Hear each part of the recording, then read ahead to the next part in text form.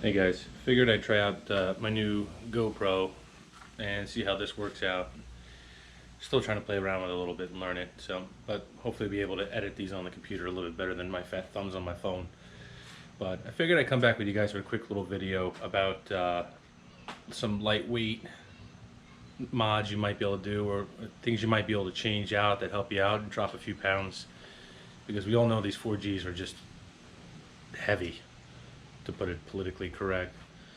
The one thing I will definitely start with is let me change this. So as you guys know, I changed out everything, went to the Evo 8 radiator, and I put in the 10 row coolers for the power steering. One's gonna be for the oil cooler, and I got the transmission one behind that. I'm gonna have a video here soon about how to wire up a fan relay switch. But for this video, if you guys look at the engine bay that I have, there's a lot missing. There's a lot that Mitsubishi put in these cars that you could most certainly go without. It really depends on what you're looking for and what you want to do. But the big thing as far as weight, as you can tell, is like the cold air intake pipes. Everybody has their choice. I prefer the cold air over the short rams. Short rams, you're just kind of sucking in hot engine air into your engine.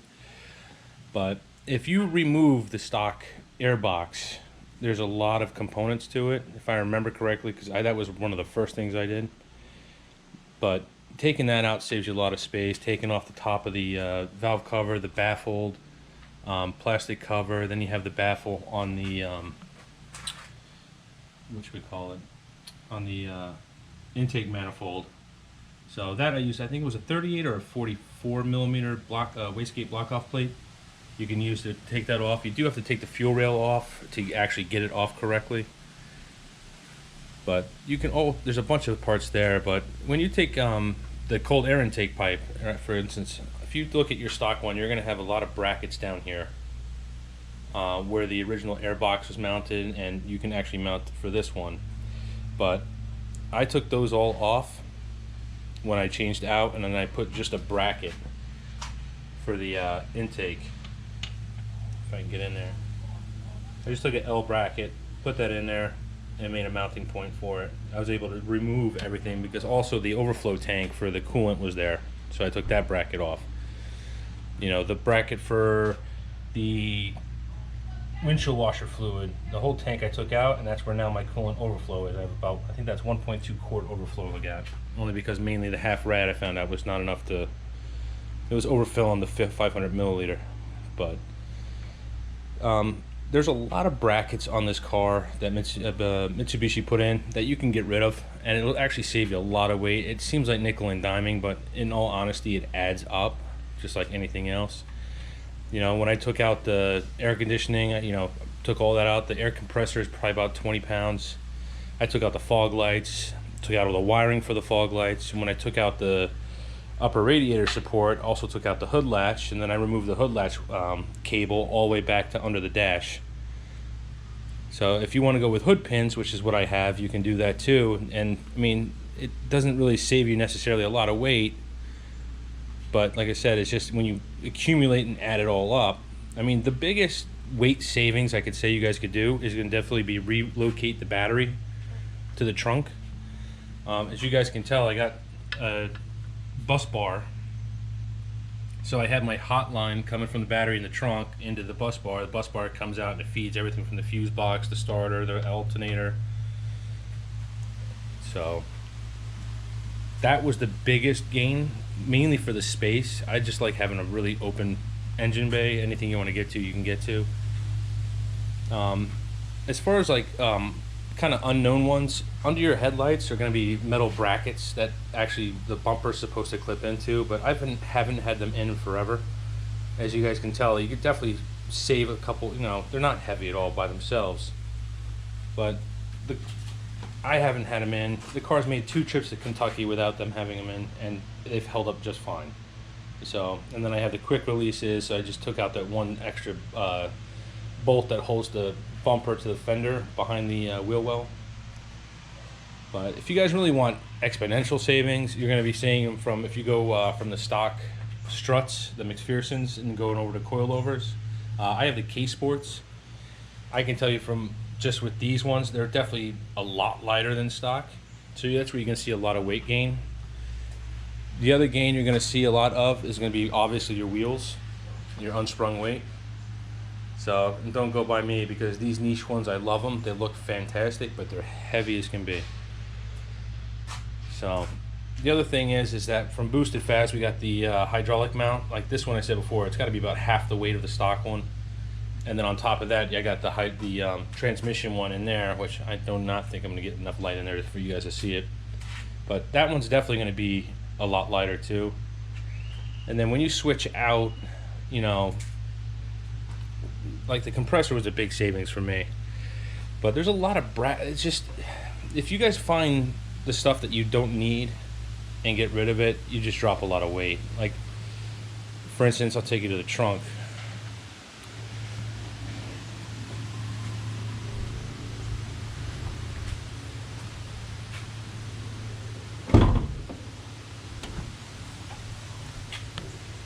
You know, it's a little dark in here, but if I can get this up. You know, I took all the plastic out, and it doesn't really weigh much by itself. But I took out the rear windshield wiper is off, and I got an actual plug for it. If I can get this in there. Yeah, it's a little dark, but got that in there. So that dropped some weight. Took all the plastic out from the actual trunk.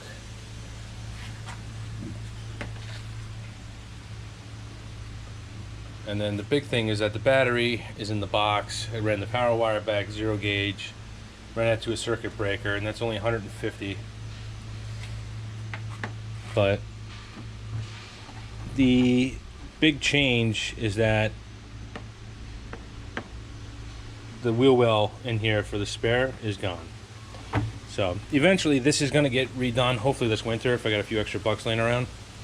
I'm going to have a fuel cell built, and I'm going to have pick up a Braille battery, so you can actually drop the stock battery weight. So that thing probably weighs about 20 something pounds, and I think the Braille that fits would be around 11 pounds.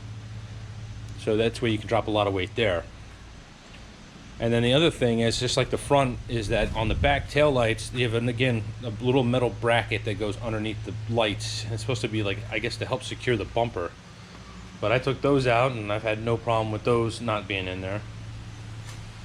The other option you have too is, I'm not going to go under the car, but under the car I took out all the heat shielding, and I replaced it with the DEI heat reflective. It's just basically, you got to go down there with some brake cleaner, clean the crap out of everything, and it sticks. And it's been up there for 2 years now. I haven't had any of it come off, fall down, crack, rip, anything. So, but I also have the whole exhaust heat wrapped as well, just like I'd have the OBX. And that's another thing. If you guys want to change out the headers from the stock to the aftermarket, I recommend you stay away from the DNA. But I have the OBX, and they're not fantastic. I mean, if you really want to spend, you can go on the RREs. But by swapping out from the stock manifold to the aftermarket ones, you will drop a little bit of weight just from getting rid of the 2 catalytic converters that are on it. But yeah, I mean, inside the car you can drop a lot of weight too. I mean, there's some people that I want to eventually get out, and I'm debating if I'm going to change out the seats. Don't mind my car. I've been 2 trips to Philly, and I haven't, I should say Pennsylvania, and I haven't cleaned it out yet. The stock seats come with all the sensors, and I'm not really prepared to have to try and fiddle around with resistors to keep the SRS lights off. So I'm probably going to get the front seats just reupholstered and put them back in. And then the front steering wheel, I'm still torn. I kind of want to go with an aftermarket just for like that recessed look. And I don't know how, I'm not really confident about a 15, 16-year-old airbag hitting me in the face, even if it wants to. But that's about it for weight reduction, guys. I mean, you can always take out your back seats if you don't use them. I do toss my kid back here once in a while, and her car seat, because she's so tiny, I still have her to boost. But there's not much you can do. I mean, like with the stock guy, I took the subwoofer out, took all the wiring out. If you guys want to like I was saying before, is like I put the aftermarket OEM style wing off of eBay I got, and then when I wired that up, I disconnected the original third brake light and also disconnected the rear wiper motor and actually de-pinned it out of the actual pin. So you can take everything out, take the wiring out. So I mean, it really depends on how much effort you guys want to put into actually dropping, you know, I should say literally ounce by ounce. But you guys can drop, I mean, I'm hoping I'm going to get a chance to get this car onto a scale relatively soon, and I'm hoping to do it before I get a turbo on it. So I did add a little bit more weight, obviously, with all the coolers and the radiators and stuff like that, but I'm really hoping to get this thing down to like 2,600 pounds and still completely roadworthy, and I'll consider that a win-win. But yeah, I mean, the biggest bang for the buck that you guys can possibly do to these cars, I found, is going to be coilovers. You're just going to drop a lot of weight. You're going to drop the actual suspension ride height and stiffen it, and you just get a lot more from it. So if I had to say, like, the biggest thing you'll get from the coilovers is that you're going to probably drop about 40 pounds on all corners just from switching out those. You know, then you can get yourself lightweight rims, get yourself some name brand rotors and some brake pads, and make sure you stop good. So, but as far as things that I've taken out, it's like the windshield wiper reservoir, all the hoses are taken out. I took out the sealing gaskets around the hood to let more air in while we're driving, even though you do see it flex quite a bit, especially even with the hood pins. The fog lights I said I took out, but like I try to take all the wiring out with it, and like you guys know, wiring is light, but in bulk it can weigh. So I can say probably all in all, I mean, if I had to estimate, I'd probably, you know, remove the fog lights completely out of the harness all the way back up to the fuse box, the windshield wiper motors, the sprayer motors, those were disconnected back. Air conditioning has been disconnected back. And the fans are going to be next, because I do need to get that fan relay switch in, and that's going to be on the transmission cooler, because I did overheat trying to get up to the pagoda up in Reading the other day, and that sucked. Luckily, it overheated, let it sit for 20 minutes, and started right back up. So I'm going to count my blessings on that one. But like I said, if you guys really want to look at lightweight savings in these cars, just go through the engine bay and see what you can live without. And you can actually minimize some of the mounts and clamps and sheathing. You can change it out from the big bulky rubber ones to, like, for instance, like the tape. Like, this is all heat resistance tape up to 300 degrees. Like, and your engine really shouldn't be above that. So with the turbo, we'll find out. It's going to get a little hotter under here. I'm still debating if I want to go with the carbon fiber hood with vents, or if I'm going to just find vents and cut them in, or if I'm just going to cut holes in the hood. So I haven't come to that conclusion yet. But next thing on the chopping block is hopefully Alex gets back to me with these turbo parts, and we start playing around and making this baby go a little bit faster. But if I missed anything, you guys let me know. I'm here to help you guys as much as I can. I've really torn into this car quite a bit. The only thing I have not done, in all honesty, is open up the engine. I have the video for the ARP head studs. That's been fine ever since. I've had no problems, no leaks. I'm going to be making a video soon on actually hooking up. I have the boost gauge, then I also have the oil temp and pressure sensor gauge, and then eventually I'm going to be hooking up the pyrometer gauge, but that's going to be dependent on when Alex actually gets me my stuff. So, because that's obviously going to be hooked up to the downpipe that he's currently making right now up in Canada. But besides that, guys, I can't think of really much else. If you really want to know the intricacies, because I've been ripping into this thing for like 3 years, and it's just whatever I can find a way to minimize and get rid of, I just get rid of it. Because this is not my everyday car. This is just a weekend car.